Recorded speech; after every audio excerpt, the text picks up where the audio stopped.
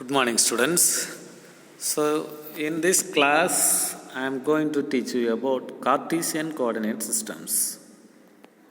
So, Cartesian coordinate system means, we have three axes, right? X-axis, Y-axis, and Z-axis.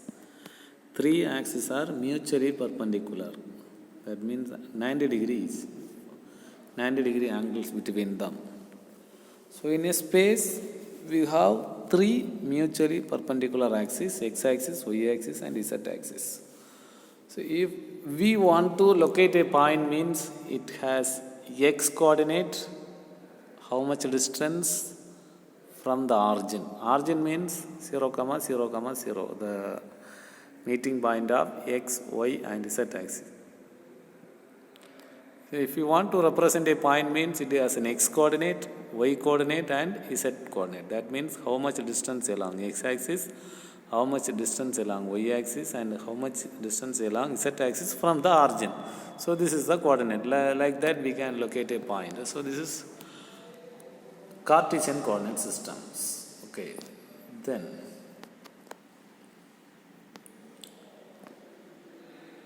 Then we study unit vector. Unit vector means a vector having magnitude unity, magnitude 1. So, I vector, j vector and k vector. I vector means unit vector along x-axis.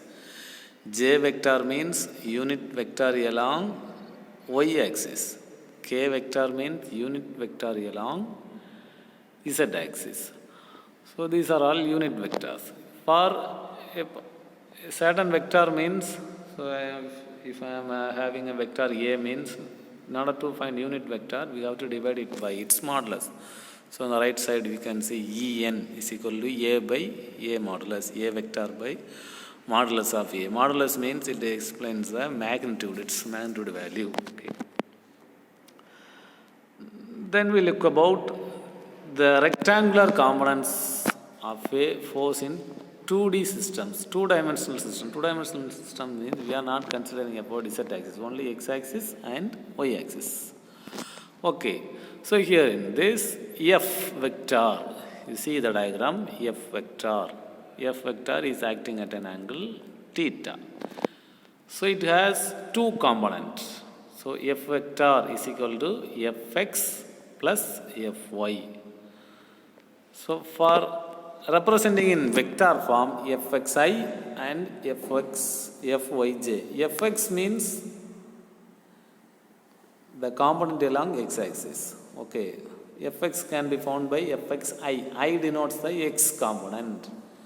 Then Fy means component along y-axis, the component of the force. Okay, component of the force vector F along the y-axis. It can be found by Fy j. Okay, Fx equal to, so how to find Fx? F cos theta. Okay, we already studied from principle of resolution, isn't it? So Fx means F cos theta. Fy means it's a vertical component, F sin theta. Then the resultant force, that means original magnitude, F is equal to root of Fx square plus Fy square. So we get F. Then theta, angle between them is tan inverse of Fy by Fx. Okay. So this is about the rectangular components. So study about the rectangular components in 3D systems. Rectangular component in 3D systems. Okay, 3D systems. So here in this we have three axes, x-axis, y-axis and z-axis. So x-axis, the unit vector is I and y-axis unit vector j, identification, z-axis unit vector k. So here F is equal to Fx plus Fy plus Fz. Fxi, Fx means x component, y component and z component. So okay, En means unit vector. Unit vector means vector divided by its modulus. So vector divided by modulus of the vector. Modulus, how to find the modulus? F is equal to root of Fx square plus Fy square plus Fz square. So here Fx means x component. It can be found by f cos theta x. Fy means f cos theta y and fz. So here theta x, theta y, theta z are the angle made by our vector, force vector along three axes. X axis means theta x, angle made with y axis means theta y, and angle made with z axis means theta z. So component can be found by these formulas. Okay, then theta x can be found by cos inverse of, okay, we know that formula is fx equal to f cos theta x.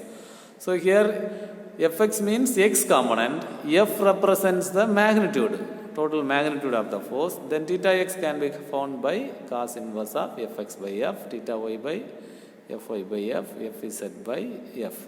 So this is the formula to find the component vectors.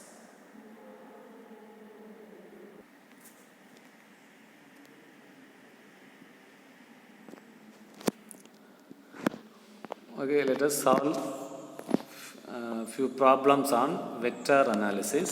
So here read this problem first. Okay, so a 20 kilogram force. A 20 kilogram force acts at the origin in the direction defined by, act on the origin means 0, 0, 0. The directions theta x is given, that means the angle with the x axis. Theta y is given, we need to find theta z.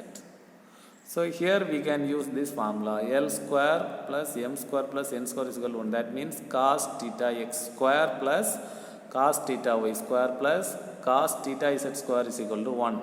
Okay. So from that we can find the value of cos theta x square. So take the root and cos inverse of the answer, we will get z value, theta z value. Okay. Then they are asking about the force value, right?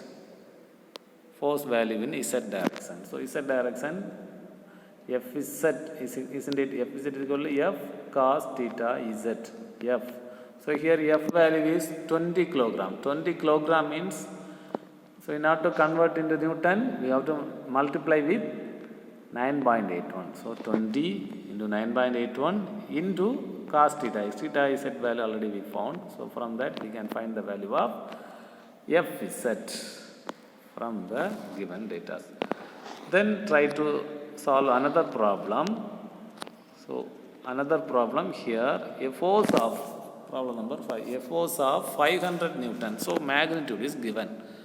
Forms an angle of 60 degree, 45 degree, 120 degree with the x, y, z. So theta x, theta y, theta z is given. Find the component of fx, fy, fz. So we know that fx equal to f cos theta x. So f is given, the magnitude of the force. Then theta x is given, 60 degrees. So 500 cos 60 we will get x component. Y component, fy is equal to f cos theta y. So 500 into cos 45, 354 Newton. Then fz is equal to f cos theta z. So we got minus 250 Newton. Okay. So here in this, for representing the f force vector, f vector is equal to fxi. Okay, f, so x component is 250. So for I means the unit vector along x axis.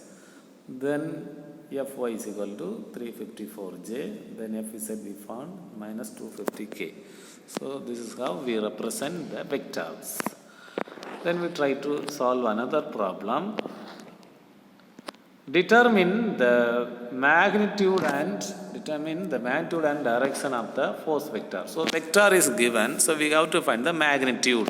So magnitude f vector, magnitude of f is equal to fx square plus fx is 320, right? 320i.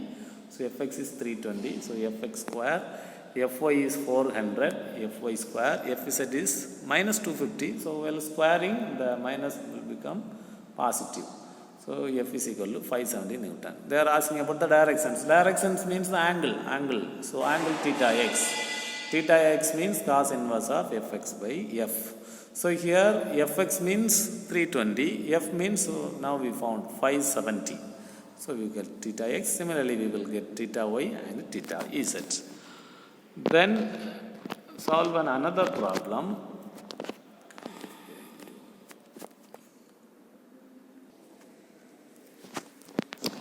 Solve another problem, problem number 7a. So here find the resultant of the concurrent forces. So three forces, F1 vector, F2 vector and F3 vector are given, concurrent forces. That means forces acting at a point. So we have to find the resultant. Find the resultant means vector sum of all the forces, that's all. So here three forces are acting. So we have to add the vector. Vector addition of three forces gives the resultant. Okay, just we have to add. So we have to find the resultant vector. So R vector is equal to F1 vector plus F2 vector plus F3 vector. So while adding the vectors, we will get the resultant directly. So Fxi, okay, F1 vector, so I write, then F2 vector and F3 vector. So here, so while adding, we have to add all the xi component, Fx component first, then determine I. So here in the first force vector, Fx is 2, so 2. Then second force vector, Fx is, so I component is 5. Third force vector, Fx value is minus 2 of I. Then second, add all the Fy values, I component, okay, 3, minus 4 and 3. So add and j. Then finally add all the Fz components. So here minus 4, plus 6 and minus 2. So we got the value of the F vector. So here k component is 0. So no need to write k component. Then magnitude means we have to squaring and adding the root of 5 square plus 2 square. We will get 29. 5 square 25, 2 square 4, 29 units. Then angle of the resultant, angle theta x, we already know that cos inverse of Fx by F, right? Fx by F. So here resultant Fx component is 5 divided by the modulus value is root 29. So we will get theta x. Then theta y is equal to Fy by modulus of F. So Fy here 2, modulus value 29 we get. Then theta is at cos inverse of, so here 0, Fz component 0. Cos inverse of 0 means 90 degrees. So that's why we find the value of the resultant of the three vectors. Then solve another question. So here, so following problem number 8, the following forces act at a point P, F1 vector. So only in the so we have three vectors, F1 vector, F2 vector, F3 vector. We need to find the resultant. That is, resultant means F1 vector plus F2 vector plus F3 vector. So here in this, see the first F1 vector, here only 50i, that's all. So in the vector, don't have j and k component. J component is 0, k component is 0. So here see the second vector, F2 vector, here 30i and minus 15j. So here k component is not mentioned, that means k component is 0. Then the F3 vector, we have all the Fx value, Fy value and Fz value. So determine the resultant. Resultant means we have to add vector addition of all the forces, right? Vector addition. So add all the I components. So plus 50, so here plus 30, so here minus 25. So we will get 55i. Then j component means first 0, so second minus 15, so third minus 10, we will get minus 25.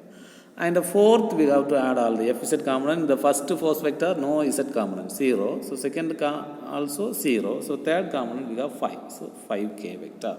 So we can find the modulus also and direction also we can find from the resultant vector. So in the question it is asked, so see the 9th problem, the position vector and forces are given. So position vector, two vectors are given respectively. Find the moment. Moment means cross product of the two vectors. That's all, cross product of two vectors. So here position vector of the force is this. So here F vector is here. So R cross F. So cross product means we have to find the determinant of I, j, k. So first R vector, position component is 2, minus 3, 4. 2, minus 3, 4. And then F vector, 10, 20, minus 30. So we can use cross product. Okay, cross product means I into cofactor of I So you will get the value of the moment 10i, 100j and plus j.